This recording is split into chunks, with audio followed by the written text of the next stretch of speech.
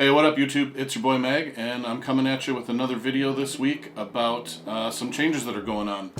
So as you can tell, I've got a different streaming setup going on right now, or different recording setup than what you're used to seeing me in. I've been wanting to work on doing some better content, so I wanted to set up a little studio area. Set this up, I got a nice table slash desk here. I've got my monitor pushed to the corner, so I've got some room for activities, so I can do unboxings and different kind of installs and part changeouts and whatnot. I've got just enough room on this table here. I can set up and get some of that stuff recorded. This room's got a lot better light, especially in the daytime. I've got a window, well, this window here that you can see, and then another window behind the camera. So there's some really good natural light in here during the daytime. In doing so, I felt like I needed to have a PC in here. Obviously I've got my camera set up, my Nikon Z30 on the tripod, the one that's facing me, but I also wanted to be able to record with the webcam and get some capture from websites and whatnot, like you're seeing on the screen right now. So I decided I was going to use the Montech build as a kind of a creative PC more than a gaming PC. Currently though, it's not really set up optimally for that kind of workload. If you remember, we have the 13100F in there, which is a decent budget gaming GPU, and even for all around tasking, whatever. It's 4 cores, 8 threads. It boosts to 4.5 gigahertz. It's a really good beginner entry-level processor. But for doing streaming and content creation, I'm going to need some more cores, some more threads. So I have that 12700K left over from when I swapped out my 13700K in my main rig. So I'm going to put that onto this B760 in the Montech build and really pump up my processing power. Along with that, I'm going to put in this Thermal Grizzly contact frame. I'll come back to that in a minute, but I wanted to really focus on that this video since my footage was kind of foobar on the last one. But we're gonna take the time and we're gonna get some good talking points in so that you can see how to effectively install one of these on a 12th or 13th gen Intel CPU. And then I also feel like 16 gigabytes of RAM, it would probably work, but I bought a second kit, another 16 gigabyte kit of this Team Group T-Force Delta RGB. It's 3600 CL18. It's about as fast as some 3200 CL16. It's faster memory, but with the slower latency. So just got another kit of that. This is the exact same stuff, so it should hopefully run, but we will find out soon. So once I've got that done, I feel like I'll have a pretty decent setup in here for doing content creation. So that's going to be awesome. Just some comparisons between those two CPUs. So I mentioned the 13100F is a 4-core, 8-thread processor. So it doesn't have, the i3s don't have any E cores. So versus the 12700K, which I'm going back a generation, but I'm picking up 8 P cores, so picking up an extra 4 P cores, plus it has 4 efficiency cores or E cores, so it's a 12-core CPU with 20 threads. So excellent for multitasking, excellent for creative work. It's also got a base clock of 3.6 versus 3.4 gigahertz, and a boost clock max turbo speed of 5 gigahertz versus 4.5 gigahertz. The 12700K has an L2 cache of 12 megabytes versus the L2 cache on the i3 is only 5 megabytes, and the Intel Smart Cache is 25 megabytes versus 12 megabytes. So it's going to be quite an uplift in performance going to this i7, even though we're going backwards one generation. Now, why do I care so much about this contact frame? I'm gonna link in the description to these two Gamers Nexus videos. Steve can put it much better than I can, and he's already done it. But the first video that he put out, when did this come out? A year ago. So this was when Der Bauer had launched the Thermal Grizzly contact frame. And you know, hats off to him, that's a great product. And you can see here, I just took a still, or I paused it here on the thermals. So with the stock ILM, 12900 KS was hitting 71C, and with no other changes than putting the Thermal Grizzly contact frame, that dropped down to 62.9. So that's pretty wild. That's 8 degrees Celsius just from putting this contact frame on, and it's super easy to do. I'm going to show you how to do that, all the steps. Well, then Thermalright came out with these guys. You know, this video is only 11 months ago. It wasn't that much after the Thermal Grizzly ones came out. And initially, before Gamers Nexus did this video, I was curious if the benefit was going to be even close to the same. Because as Steve talks about in this video, the tolerances on the Thermal Grizzly one are much tighter than what are on the Thermalright ones. But as he discovered in his testing, let me fast forward here. Here is the thermal benchmarks. So this is comparing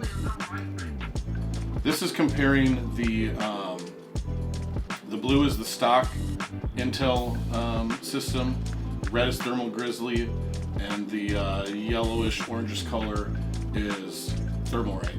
So this middle section here is the max core temperature. So again, you see the 71 degrees C here and the 62.9 on the Thermal Grizzly. The Thermalright actually came in at 61.32. Now, I don't know what the standard deviation is for this, but you can basically call that dead on even with the Thermal Grizzly. Even if it's plus or minus a couple of degrees in either direction, it appears in performance to be just fine. And the reason that these contact frames work, so if you look at, let me pop out this CPU. So on the edge of the CPU there, you've got these kind of wings, right? And the factory setup bites down on those wings with those kind of bars, these protrusions in the middle. And then you've got your lever that goes down and applies the spring tension to it. So what you end up with though, let me get this oriented correct. So what you end up with though, and again, Gamers Nexus goes over this in better detail, so definitely check that video out.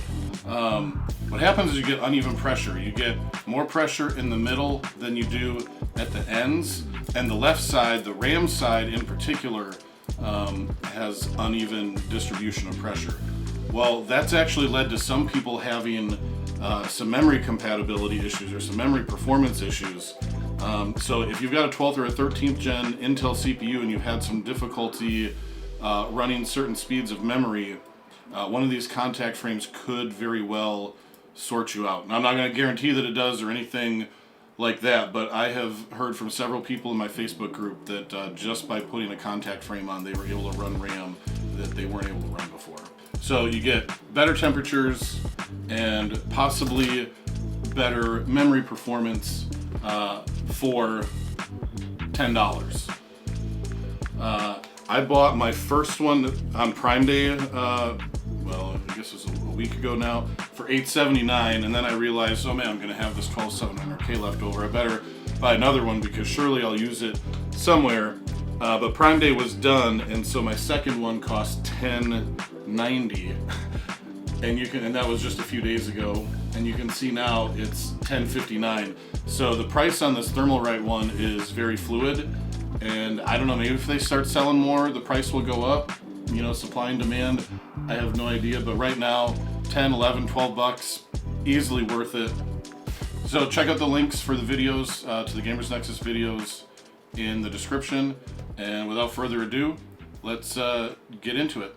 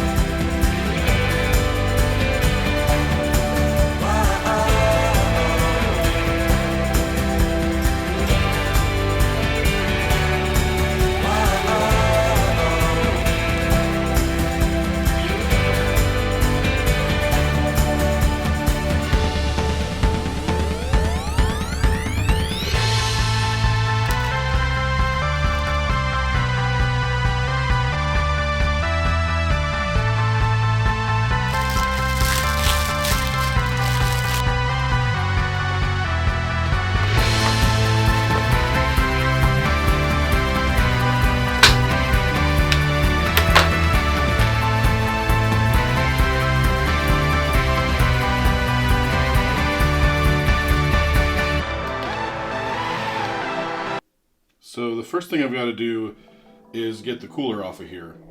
You can see right there I have access to one screw, but I'm going to have to pull the fan off to get access to the other screw. So I'm going to unclip the fan, unplug it from the motherboard. Now I've got free access to the mounting screws for the heatsink. This is probably as good a time as any to talk about the fact that I'm going to be running a AK400 on a 12700K. Probably wouldn't be enough to overclock it, but I think for what I'm going to be using it for, it'll be fine. But we're going to test thermals as soon as I get it up and running, and we'll see. If it's not doing the job, I am going to probably buy a Thermalright Peerless Assassin for this particular build. So that lifts off of there, and that's pretty good thermal paste application. I'm missing a little bit on the very top of the IHS, but overall pretty good coverage. Alright, I've got some paper towels and some isopropyl alcohol, and that's what I'm going to use to remove the thermal paste. Just got that nice and wet.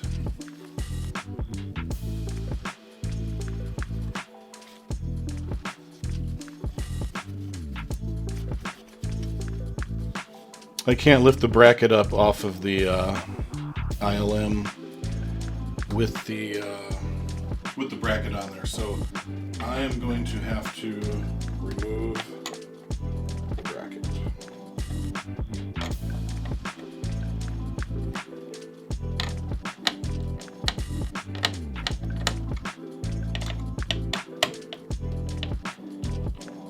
So now this should lift out.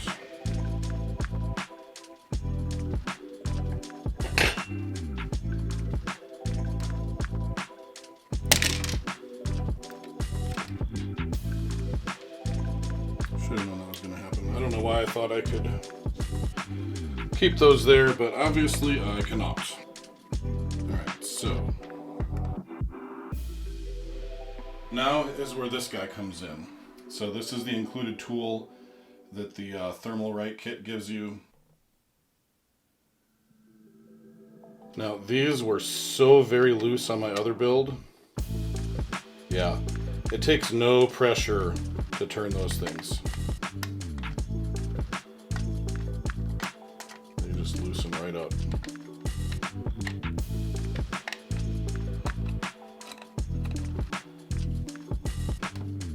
Take this part out, and we're going to be reusing these screws to screw the contact frame on.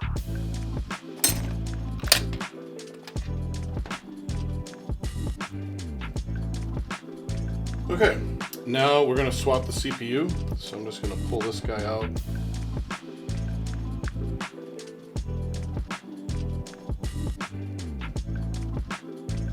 Side. Here is 12700K.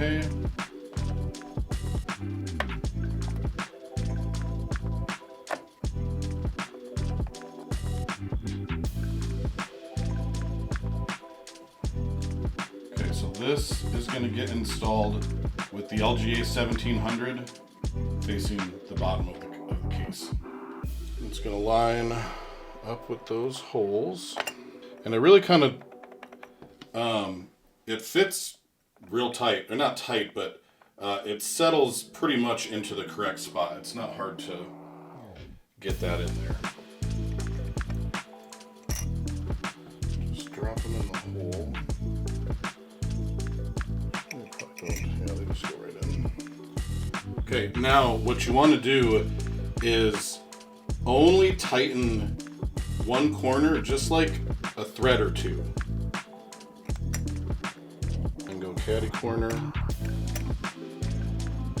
rinse and repeat. What we're going to do is we're going to get this started and try and clamp this down so everything goes in at the same time, so that the plate pushes down on the CPU as evenly as we can. Alright, I realized really quickly that the holes weren't, the screws weren't getting threaded in. And so what had happened was the back plate and the bracket for the cooler had fallen off. Unfortunately, it's different, I guess, than my ASUS board.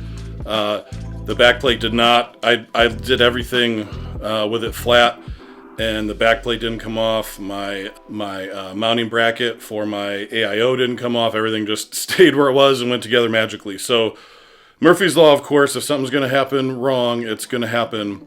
So I just had to take the back panel off of the case and put everything back together. There is, I should have showed you this, but the back plate is inside here, the silver part, and there is some writing on it that says LGA 1700, and it goes on the bottom, not the top. It goes on the bottom, so it's upside down if you're looking at it.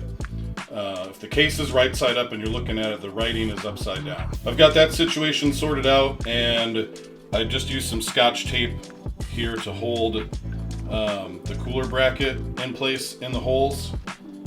And I'm gonna flip it and get going again. Okay, so the screws are in, but they're pretty loose. You can see there's just a little bit of wiggle here. I'm actually gonna back each one off just a hair. Okay, that's pretty loose. So I feel like there's no pressure on the CPU now. So now I can do it for real. And I'm just gonna go a little turn, and a little turn, and a little turn.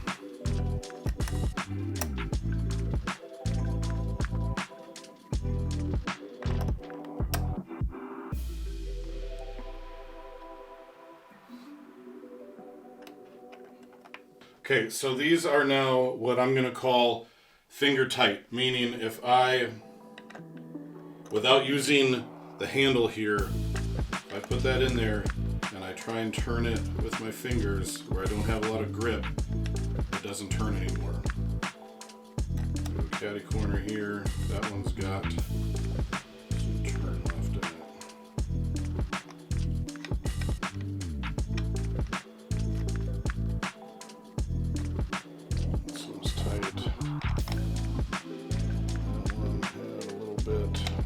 So by holding it here and not up here, I am hopefully guaranteeing myself that I'm not going to over torque it.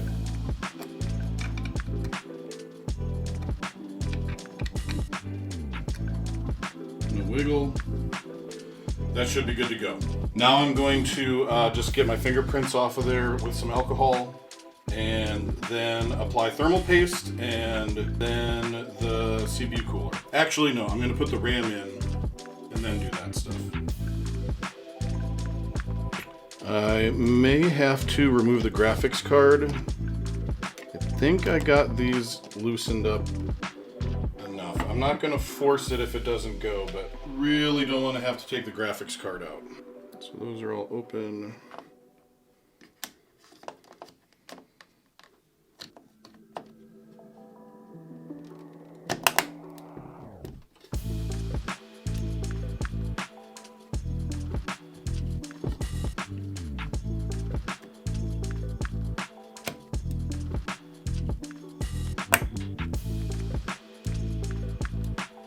Alright, so just a little alcohol prep pad.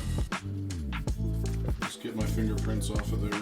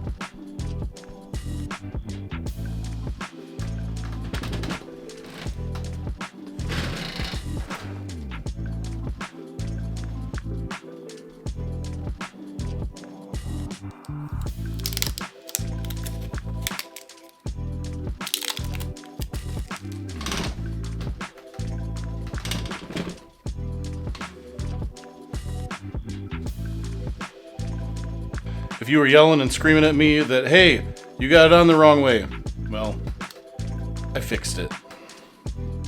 All right, we got that sorted out. So now the only thing left to do is I'm going to move it back to its stand and hook all the cords up and see if I can get it to post. All right, moment of truth. We got lights. We got a beep. And we've got a post. We got it to work.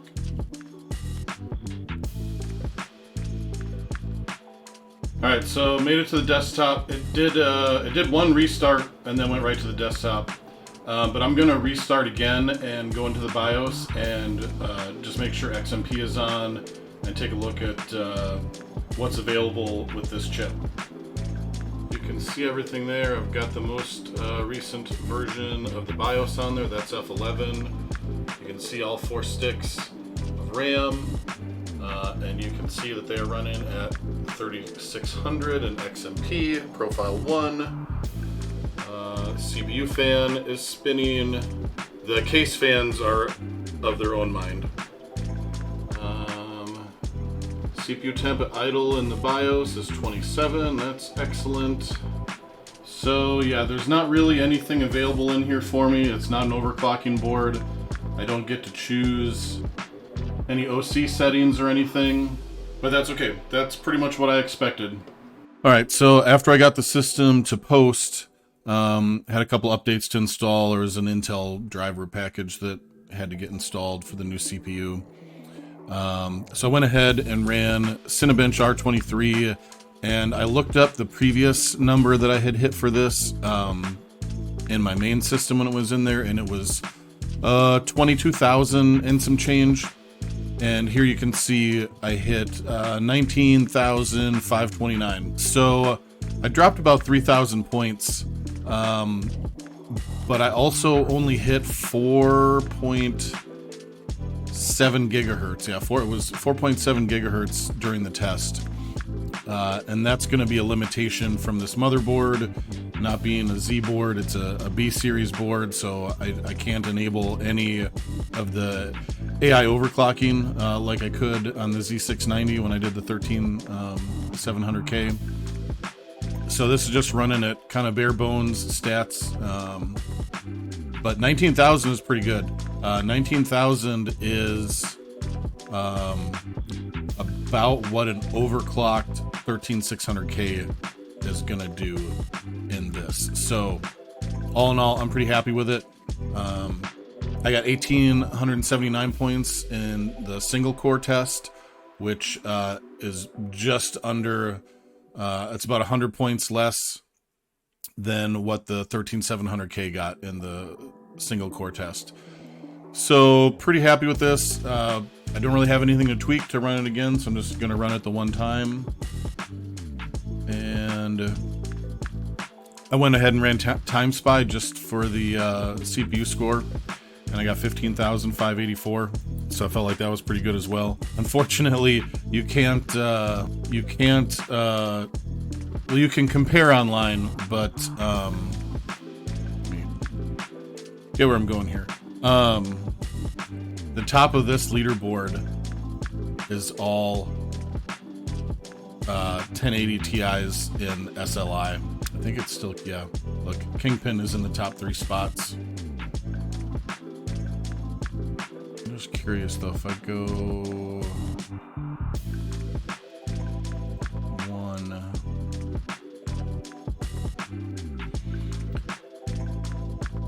number 1 is overall score 15,000, CPU score 20,000.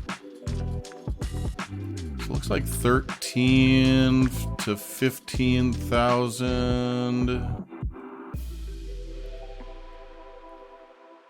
Yeah, like 13.5 to 15,000 is the top for the CPU scores, or for the GPU scores. So 10.266 isn't too bad for a bone stock, not tweaking anything. So now, just for giggles, I'm gonna run a couple of games and we'll just see what's up. All right, let's try out some Diablo. Options. Okay, we have no FSR on, and everything is maxed out. So return to game. Let's throw our overlay up. All right, got the overlay to work. Let's, is there a Helltide or something I can jump in? I don't have my mouse. I don't have my MMO mouse. I just have a regular mouse, so I am going to have to use my number keys. That's going to be interesting.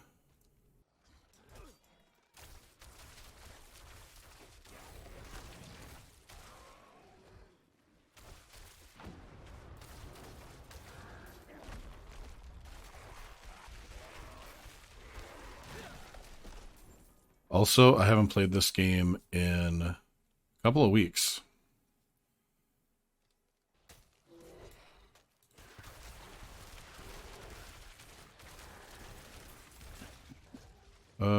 Q.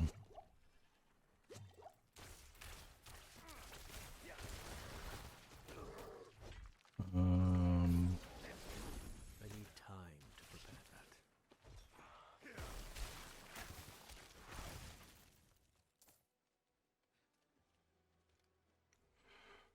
Okay. We're getting 60 to 70 FPS on a 1080 Ti and maxed out 1440p settings in 2023. Now, just for kicks, real quick, I'm going to throw on FSR. Let's go for quality. Save changes. Close. Turn to game.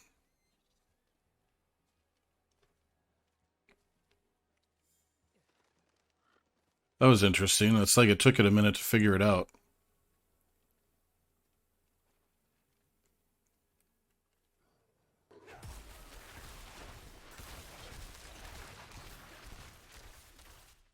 I'm out of mana.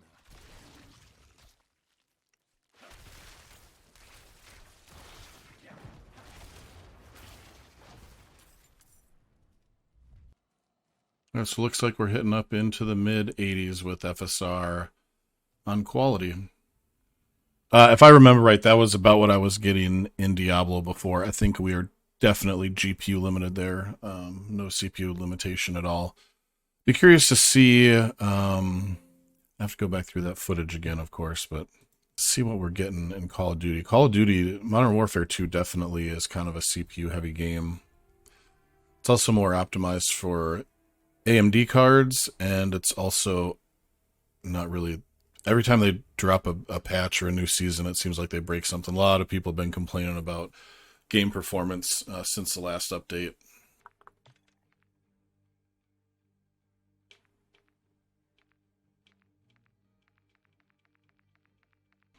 Okay, quality we're on balance with fidelity CAS. Those are the settings I play on any GPU.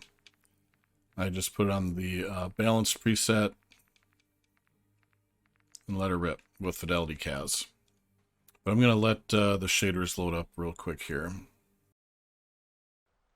I'll be happy with over 120.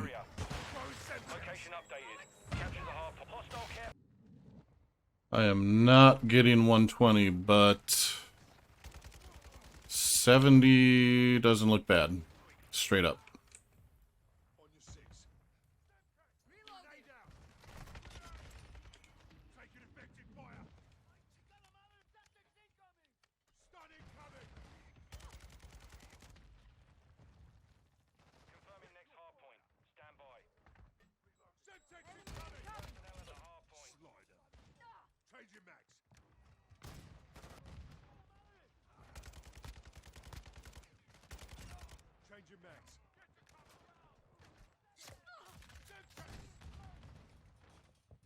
You ruined my execution.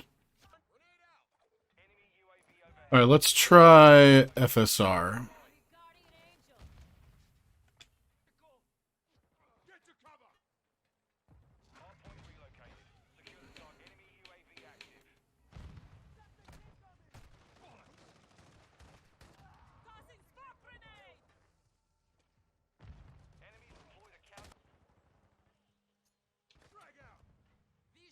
So with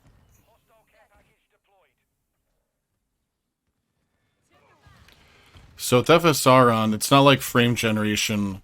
They're real frames, so it doesn't make the game feel laggy like frame generation does.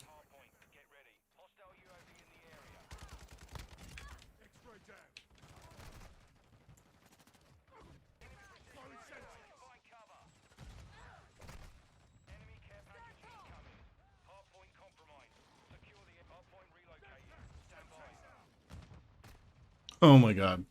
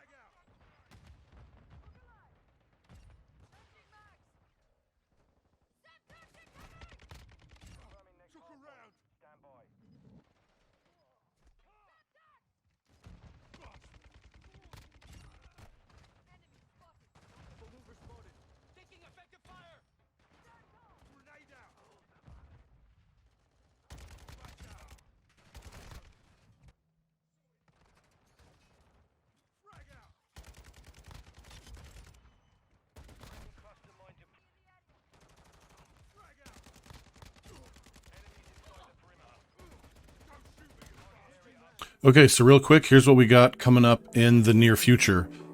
Today is Thursday, July 20th. Next weekend, not this weekend in a couple of days, but next weekend is LTX, July 29th and 30th. I'll be in Vancouver. I'll be at the Expo Center all day Saturday, all day Sunday, getting as much content as I can. We've got the AMD build coming up. I have almost all the parts for that, and everything that I don't have is on the way. The GPU, the power supply, and the case are going to be here today, and the only other thing I need is an NVMe drive, and that'll be here early next week, and then I'll have everything. I don't know what I'm going to get to film before I go to LTX. I may get all the filming done and get the thing assembled. I may not have time to edit it together into a video before I go. We'll just have to see how next week plays out. I'm going to get that stuff out to you guys as soon as I can. I'm going to be doing some uploads from LTX, so they're not going to be the usual kind of videos. They're going to be some travel and vlog style stuff, along with as much tech stuff as I can cover at the convention. The last thing on the agenda that I wanted to talk about is this Montech build that we were just working on. What kind of GPU, if any, do you guys want to see tested in it? I'm going to run through a couple of GPUs, I think, to see how it works doing videos in Premiere Pro and see which one I like the best. I think I know which one it's going to be. I think it's going to be this guy, my ROG STRIX 3080. This is quite the GPU still. Only 10 gigabytes of VRAM. Maybe that'll be a limitation. Maybe it'll just take a little bit more time. I think it's going to give me, I think the 10 gigabytes of VRAM, if it hits me, it'll come when I'm trying to edit in my timeline. Because right now with my 4080, I can have an hour of 4K footage up and I can just zip around and cut and move stuff and copy and no lag whatsoever. So the next one that I think might be the most interesting is what can I do with this? I've already streamed with it, but I have not done any Premiere Pro work or any kind of video encoding, any kind of video editing with it. But it does have 16 gigabytes of GDDR6 VRAM. So this is kind of a curious entity here. I think that this might work pretty good. I don't know. What do you guys think? ROG STRIX A770. I'm gonna edit this video that you're watching right now. I'm gonna have edited it with the 1080 Ti. So let me know what you guys think in the comments. ROG STRIX A770. NVIDIA, Intel. Let's go. I'll see you next time.